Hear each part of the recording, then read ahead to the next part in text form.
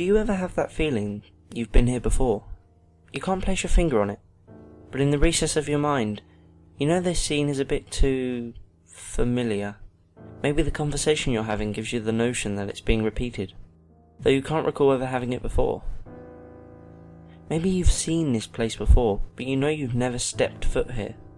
Maybe you could swear you've met this person before today, but you've only just learnt their name. You might bring it up to the person near you, if you have someone who will listen.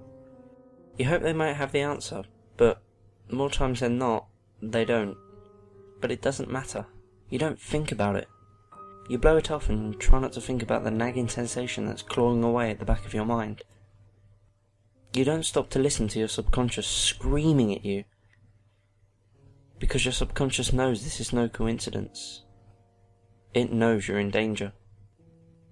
The truth is, your subconscious is far more aware of your existence than you consciously ever will be. See, your conscience is limited by memories of this world, but your subconscious has access to countless previous existence. Think of it as your soul. It remembers every existence you've ever encountered. It remembers every friend, every family, and every lover you ever had. These are the people you typically feel drawn to know.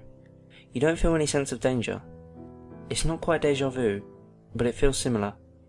You see this person, and you know you have to meet them. It can also recognize the pure souls, the ones who will help you along your way. These are the people who will save your life, or turn it towards a better direction.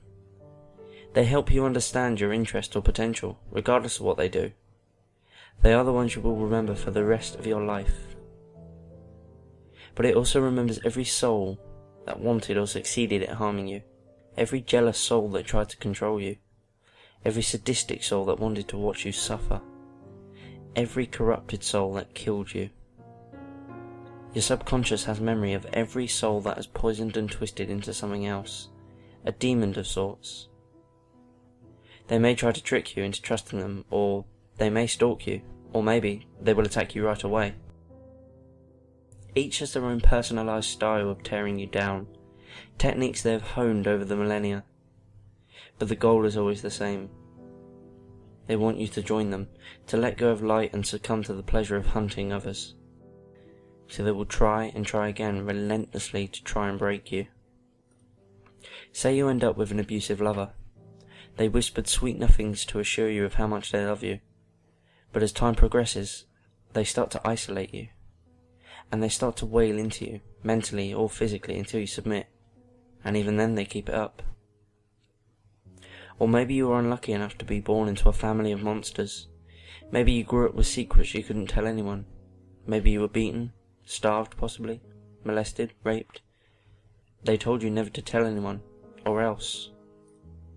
Or you meet the more obvious monsters, the psychopaths, the people who seek you out personally. They dedicate their lives to finding you, and so they torture and kill those who look like you. They tear away at the bodies, shredding them, and finding pleasure in their screams. And even if they don't find you, they don't mind ripping apart others.